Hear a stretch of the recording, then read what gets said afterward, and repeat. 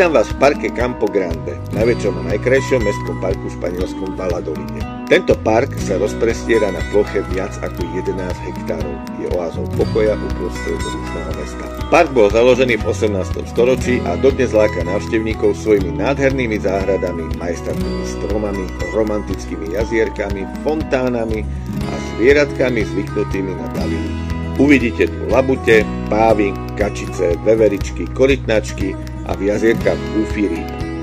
Park je ideálnym miesto pre oddych, prechádzky či pikniky. Poskytne vám únik z rušného mestského života a prinesie pokoj a relaxáciu. Pripojte sa teda ku mne a spolu poďme objavovať krásu, ktorú park Campo Grande ponúka.